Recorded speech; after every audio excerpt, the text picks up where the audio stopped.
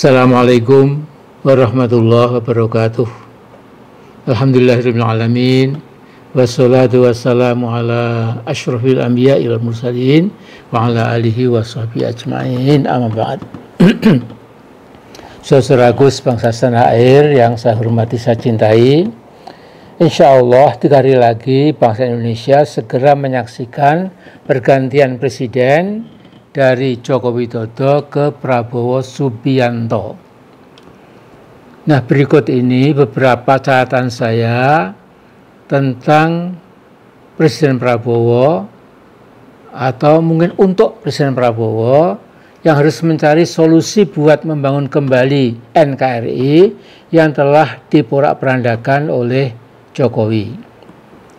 Jadi destruksi atau penghancuran nasional yang selama 10 tahun dilakukan oleh Jokowi hakikatnya bersifat multidimensional, sehingga rekonstruksi yang harus dilakukan oleh pemerintahan baru sejak 21 Oktober nanti juga bersifat rekonstruksi nasional multidimensional, yaitu rekonstruksi politik, ekonomi, sosial, hukum, mental, moral, itu semua harus segera dilakukan. Ditambah lagi slave mentality atau mentalitas budak, mentalitas inlander yang berwujud dalam rasa rendah diri menghadapi bangsa asing harus dibuang jauh-jauh. Ingat pesan Bung Karno, kita adalah bangsa besar, kita bukan bangsa kodok atau bangsa kintal. Nah, dalam hal ini saya ingin menyampaikan Jokowi memang jago dalam membangun citra palsu, sehingga sebagian besar anak bangsa tertipu dengan gaya sederhananya, bersedia belepotan nyemplung ke sawah bersama petani, masuk keluar got, masuk keluar pasar menepuk-nepuk pedagang kecil, seolah-olah membela masyarakat miskin. Padahal siang malam yang dibela adalah para bandit pemilik modal. Nah, dia ini katakanlah membungkuk seperti orang mau sujud di depan pemilik modal dalam dan luar negeri. Nah, dalam sebuah kesempatan belum lama ini saya menyatakan bahwa Jokowi melakukan berbagai kejahatan secara serentak, yaitu political crime, social crime, economic crime, constitutional crime, ideological crime, ecological crime, dan moral crime. Jadi kejahatan politik itu dia berhasil membunuh demokrasi. Jadi dengan cara-cara yang machiavellistik, ya. The end justifies the means. Tujuan menghalalkan cara. Juga dia melakukan kejahatan sosial, social crime. Kemana-mana Jokowi berpenampilan pro rakyat. Sejatinya dia menghina dan mengelabui rakyat. Dia sering bagi-bagi sertifikat hak milik tanah para petani langsung dari tangannya, langsung, ya, dan mendapat tepuk tangan rakyat. Ya. Tetapi saya pernah diberitahu seorang teman, Mas Amin, itulah keculasan Jokowi. Dengan memiliki sertifikat itu, sebagian petani kita yang ditimpa kemelaratan absolut lebih mudah menjual sepetak, 2 petak, 3 petak tanah atau sawahnya itu kepada siapa? Kepada pemilik modal. Jadi kejahatan ekonomi itu bagi rakyat sudah kasat mata. Ya. Contoh ekstrim yang sulit dipercaya adalah pernyataan Saudara Malam Sambat Kaban, mantan Menteri Kehutanan, sekitar 5 tahun yang lalu, yang menyatakan bahwa lebih dari 70% tanah di DKI sudah dimiliki oleh pemilik modal, para Taipan dan Cukong. Saya lantas ingat apa yang disampaikan oleh Profesor Teguh Yakub, Rektor UGM tahun 81 sampai 86. Ya. Kata beliau, di Perancis itu kalau ada keributan nasional, masyarakat di sana menyatakan cherchez la femme, cari perempuan yang jadi biang keributan. Itu di Perancis, ya. Tapi kalau di Indonesia, kata Pak Yakob, itu kira-kira ungkapannya cherchez le Cukong. Ya. Jadi kejahatan konstitusional Jokowi juga kita harus bedah sekaligus lah, ya. Jadi masa Pak Jokowi itu karena ingin 3 periode presiden, maka dia berani mengacak-acak konstitusi kita itu dan menekan supaya Pak anggota DPR menginisiatif sidang istimewa dan lain-lain, tapi alhamdulillah itu gagal total karena Bu Megawati dan masyarakat sipil tidak setuju dan mereka berteriak dengan keras mengingatkan Mulyono. Kemudian juga ada kejahatan ideologis yang mengejawantah dalam pengkhianatan Jokowi pada Pancasila. 10 tahun berkuasa, Jokowi membiarkan proses politik yang mengerikan di mana Pancasila berubah bentuk dalam living reality atau realitas hidup, yaitu sila pertama menjadi keuangan yang maha perkasa. Sila kedua menjadi kemanusiaan yang zalim dan biadab. Kemudian yang sila ketiga menjadi perpecahan bangsa Indonesia. Pancasila keempat kerakyatan yang dipimpin oleh nafsu syaitoniyah Jokowi yang mengarah pada nepotisme dan dinasti gila. Dan yang terakhir sila kelima menjadi kezaliman sosial yang menindas sebagian besar rakyat Indonesia. Kemudian jangan lupa dia juga melakukan kejahatan ekologis.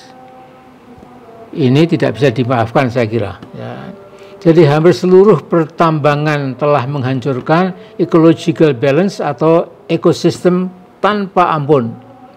Sangat mengerikan, apakah itu tambang batu bara, nikel, boksit, emas, perak, tembaga, gas alam, dan lain-lain, pasti meninggalkan ecological destruction yang dengan cara apapun mustahil bisa dipulihkan kembali. Kemudian tambahan lagi, ini adalah kejahatan yang paling fundamental yang dilakukan Jokowi adalah moral crime atau kejahatan moral. Jokowi sekeluarga adalah keluarga yang sama sekali tidak mengerti bahwa moralitas adalah fondasi paling penting dalam seluruh kehidupan manusia. Ya. Jadi mudah kita bayangkan berbagai kehidupan nasional kita bila tidak memiliki fondasi moral pasti menjadi kehidupan hewaniah. Kebetulan pemilik akun Fufu Fafa jelas sekali itu adalah milik Gibran. Ya. Kemudian juga bapaknya, ibunya, iparnya, pamannya, dan keluarga besarnya terbukti telah membawa bangsa Indonesia ke titik nadir. Ya. Nah, kita pernah dipaksa minum cekokannya Sri Mulyono itu, katanya, kata Pak Mulyono itu, IKN Nusantara merupakan simbol perpindahan bangsa, bukan saja fisik, tetapi secara peradaban, kebudayaan, cara berpikir, dan lain-lain. Mari kita song-song Indonesia Emas tahun 2045. Kita punya bonus demografi. Itu kata Mas Mulyono. Nah, saya bisa memastikan omongan Mulyono itu omongan bel gedubel beh. Ya. Tahun 2045 Indonesia bukan Indonesia Emas tapi Indonesia ampas.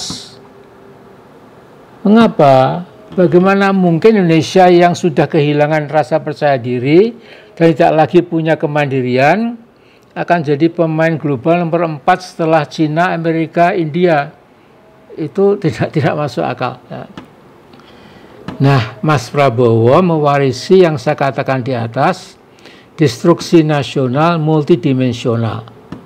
Sekarang pertanyaan, bisakah Presiden Prabowo melaksanakan misi amat berat tadi, membawa Indonesia berdaulat kembali? Ya. Jadi seolah Presiden Prabowo itu memikul mission impossible. Saya yakin insya Allah bisa. Mengapa? Karena Mas Prabowo itu bisa meneropong kondisi global abad 21. Dari 30 tahun yang lalu, beliau sudah meramalkan konstelasi global internasional yang sekarang kita temui. Jadi Mas Prabowo pernah meminta saya tahun 1994 30 tahun lalu agar berkunjung ke RRC. Jadi saya, almarhum Rusdi Hamka, almarhum Insinyur A.M. Lutfi, almarhum Cai Syukri, pemimpin Pondok Gontor, itu kita pergi ke Cina. Yang menarik adalah pesan Mas Prabowo waktu itu, Mas Amin, jangan lupa berkunjung ke Provinsi Xinjiang. Di sana mayoritas penduduknya beragama Islam. Mas Prabowo juga menyatakan RRC akan jadi superpower dunia. 30 tahun lalu, prediksi Prabowo terbukti. Ya. Jadi Mr. Kutu Buku Prabowo, ini istilah intermezzo saja, ya, sudah bisa memprediksi situasi geopolitik dan geoekonomik secara akurat. Yang dia sampaikan waktu itu kini terbukti, yakni terjadi neck and neck rivalry, neck and neck competition antara China dan the United States of America. Ya. Sejak itu saya sering bertemu dengan Mas Prabowo. Kalau saya nggak ke rumah beliau, Mas Prabowo yang datang ke gedung PP Muhammadiyah. Ini ada sedikit cerita lucu ya. Dalam sebuah acara keluarga besar Pak Harto, maksud saya, itu Mbak Tutut bilang pada Pak Harto, ini ceritanya Mas Prabowo, Pak, itu loh, Dik Prabowo sering rapat gelap sama Amin Rais. Mas Prabowo kemudian mengatakan, Mbak, di kantor PP Muhammadiyah Menteng Raya itu lampunya sangat terang, jadi bukan rapat gelap, kata Mas Prabowo. Waktu itu Pak Harto hanya tersenyum, kata Pak Prabowo, ya tersenyum kecil sambil berkata, ya asal hati-hati. Ya. Nah, pada November 1998, Mas Prabowo yang tidak lagi berdinas menghubungi saya, apakah saya kenal dengan Gaddafi, Presiden Libya. Saya bilang kenal, saya pernah bertemu Gaddafi 2 kali. Mas Prabowo ingin menjajaki kemungkinan membeli minyak dari Libya. Kami berdua diterima di tenda Gaddafi di sebuah gurun pasir tidak jauh dari Tripoli. Di situ saya sampaikan pada Pak Gaddafi bahwa Jenderal Prabowo berminat membeli minyak dari Libya. Langsung Pak Gaddafi meminta Menteri Perminyakannya agar esok harinya memperbincangkan keinginan Pak Prabowo di hotel di mana kami menginap. Nah, kebetulan saya ikut mendengarkan pembicaraan mereka, tetapi rencana beli minyak dari Libya itu batal karena harga per barelnya menjadi mahal berhubung ongkos angkutnya tidak murah karena jarak Tripoli Jakarta itu sekian puluh ribu kilometer. Nah, dari Libya kami mampir ke Teheran. Rencananya mau bertemu dengan Ayatollah Rafsanjani, tetapi Presiden Iran itu sedang berada di Isfahan, sehingga kami terus pulang ke Indonesia. Oh ya, waktu di Teheran itu sudah menunggu sahabat Mas Prabowo sejak muda, yaitu Bung Mahir Al-Gadri. Ya. Nah, by the way, jangan salah sangka ya, saya adalah orang Muhammadiyah, terus tidak ada sedikit pun bau-bau Syiah. Saya Muhammadiyah asli, pakai short. Ya. Yang menarik, begitu saya sampai di Jogja, tidak berapa lama ada telepon dari markas Jewish Circle di Sydney, markas Yahudi di Sydney, Australia. Setelah memperkenalkan diri, si penelpon itu seorang perempuan bertanya, mengapa Anda berkunjung ke Libya dan Iran? Saya balik bertanya, bagaimana Anda tahu perjalanan saya? Dia mengatakan, ya, berdasarkan informasi intelijen kami, Anda melakukan perjalanan itu. Ya. Kemudian saya tegas mengatakan, look, Indonesia is a free and sovereign country.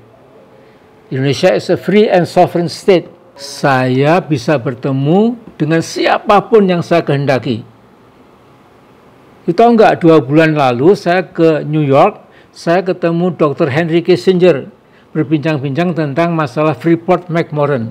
Saya juga bertemu George Soros, temannya Kissinger, ya, pemain modal internasional yang luar biasa kayanya itu. Ya. Nah, jadi mengapa Anda tidak telepon saya? Toh Anda tahu saya ketemu Kissinger, ketemu Soros di New York. Karena dua-duanya orang Yahudi, kemudian Anda ya malah bagus itu Pak Amin Rais pergi menemui 2 tokoh Yahudi itu. Jadi sorry ma'am, your question sounds racist and stinks. Saya katakan, jadi Anda itu pertanyaannya rasis ya, dan sting, bau nggak enak ya. Nah, kemudian diletakkan teleponnya itu dan terdengar nging panjang. Ya. Nah sekarang kembali ke Mission Impossible Presiden Prabowo Subianto. Jadi ini masukan saya, Mas Prabowo, please go to the bottom line. Apa masalah Indonesia yang paling mendasar? Ya. Buat banyak pengamat, ya, saya termasuk di situ. Ya. Jadi masalah yang sangat bottom line, yang sangat mendasar itu adalah berpindahnya natural resources kita, sumber daya alam kita itu pergi ke luar negeri, ya, dinikmati oleh orang-orang asing dengan sepengetahuan rezim Jokowi. Ya. Dan perginya itu terutama ke China. Jadi penguasa tambang, nikel, boksit, batu bara, gas alam, emas, perak, tembaga, dan lain-lain jelas berada di tangan korporasi asing. Presiden Prabowo asalkan punya political will yang tegas tanpa kompromi, Anda dapat bersama DPR yang baru menerbitkan undang-undang. Undang-undang yang dimaksudkan untuk secara sempurna menghentikan digotongnya sumber daya alam kita itu 24 hours around the clock, ya, pagi, siang, petang, sore, malam tanpa henti. Jadi saya bayangkan keperluan dana yang diimpikan Presiden Prabowo sangat besar. Tapi sekali lagi, the solution is simple and easy. Ya, sederhana dan mudah. Ya. Mengapa selama ini kebocoran nasional yang dilakukan rezim Jokowi sudah di luar akal sehat? Indonesia, negara dengan sumber daya alam yang melimpah ruah, telah menjadi negara yang rata-rata pemimpinnya dan rakyatnya bodoh atau pura-pura bodoh. Jadi Indonesia tetap miskin rakyatnya. Ya. Yang sesungguhnya kontemplasi Anda, Mas Prabowo, atau tulisan Anda dalam Paradoks Indonesia itu sepenuhnya betul-betul. Kita negara kaya raya tetapi rakyatnya miskin. Mengapa? Karena sebagian besar pemimpinnya geblek. Maaf ini agak keras istilah saya. Ya.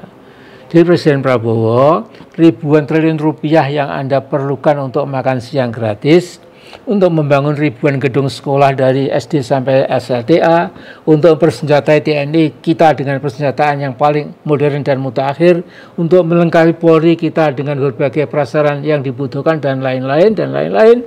Ribuan triliun rupiah itu mudah didapat bila kekayaan alam kita tidak lagi diangkut oleh para bandit ekonomi dalam dan luar negeri memboyong mengangkat kekayaan alam kita itu ke negeri-negeri asing.